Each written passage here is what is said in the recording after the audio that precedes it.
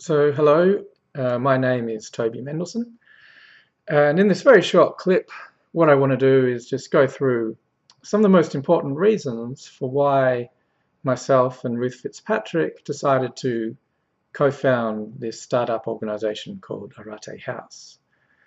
So actually there are a lot of reasons behind this, and we don't have time to go through all of them now, but I'm going to go through the most important ones just so you have some clarity on this kind of question. And I think actually the best place to start is by thinking about the name. Most people haven't heard of the word arete. It is actually an ancient Greek term, and it refers to a few different things. It refers to a notion of quality or excellence.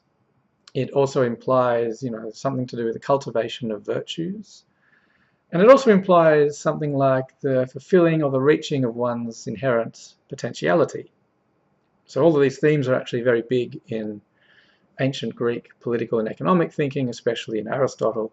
And, we very intentionally anchoring ourselves around this kind of concept because we're very committed to all of those things which I just explained. So, Arete House, we're aiming for arete, we're aiming for excellence and quality in all the domains which we reach into. So in the production of our online courses and our webinars and digital media, podcasts and so forth.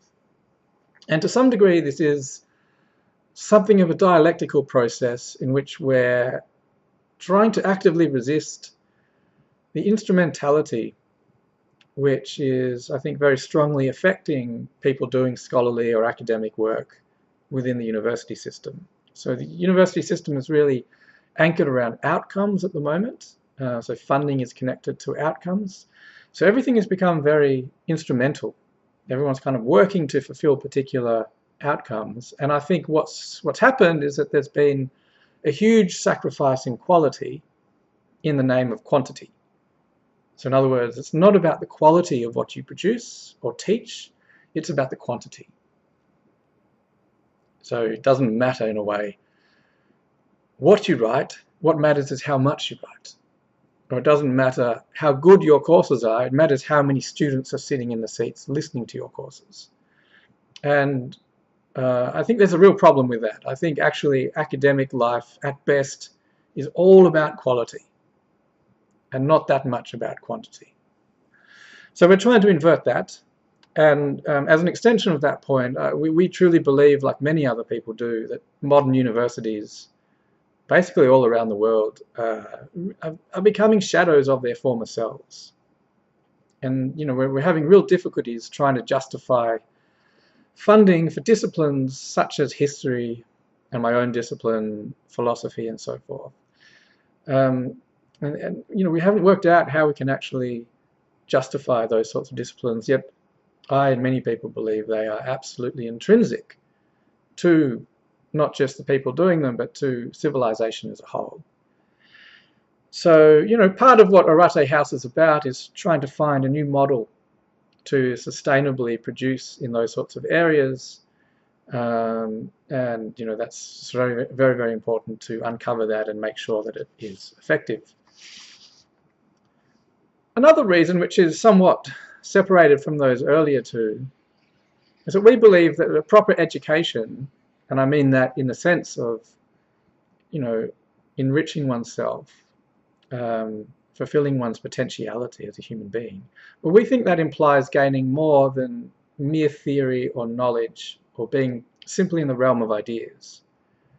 We think that you must be able to put them into practice and in a way to embody them and to enact them. So for that reason, Arete House is as much connected to practice as it is thinking or theory. And the way we think about that is to connect especially with contemplative or meditation kinds of practices. But of course there are other ways also of thinking about integrating thinking and embodiment. Another reason, which is a bit related to that one but is also independent or distinct in its own right, is that we're very committed to a kind of east-west pluralism or dialogue, which has unfolded in the last 2 centuries or so with varying degrees of success. But still, if you examine most academic disciplines, you'll see very quickly that they are fundamentally European in their history and in their approach and in their character. And we truly believe that there is a very great, rich insights and rich knowledge to be drawn from other civilizations which are not European. So, for example, Indian philosophy or Chinese ethics, so to speak. So we really believe in the efficacy of ideas from all sorts of different civilizations, and we think a successful, good education requires all of them on the table at the same time. So that's what we try to do here at Arete House. And the final reason, which I'm going to give, is one that's very dear to my own heart. And again, it's connected to the paradigm of contemporary university life, and maybe resisting that a little bit, or maybe a lot. And it's simply that we want to make our work, our scholarly work, our academic labour, available and accessible to the public, either free or with minimum costs. So that means actually not printing things in prestigious journals that only other academics have access to. It means not publishing books which cost $80 or more and which only those with good libraries can access. It means finding a way to produce scholarly work outside of that kind of system, which is aligned very much with this idea of the Creative Commons. And we think Creative Commons, that's what we need to do if we're scientists, if we're philosophers, historians, whatever it is we're doing. If we're producing something which is valuable to humanity and which is going to benefit humanity per se, it needs to be freely available, or at least cheaply available, to as much of humanity as possible. So we're committed to, in our working lives, to producing under that kind of freedom and openness. So those are really the main reasons why we've done this. There are, of course, many other ones, but I'll try and keep this short. So I'll end just by saying, please check us out. At the moment, we're interested in connecting with other like-minded people.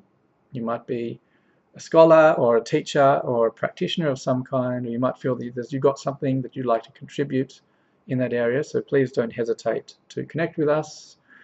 But actually, the best way you can help at the moment is by engaging with our material. There's quite a lot now that's available publicly on our website at aretehouse.com.au. And if you engage with it and you find that it is in fact rich and valuable, that it gets somewhere near enough to the idea of Arete, then the best way you can help is to pass it on to other people who you think might benefit. So that's all I'll say on the topic. Thank you very much for listening. Check us out at Arete House.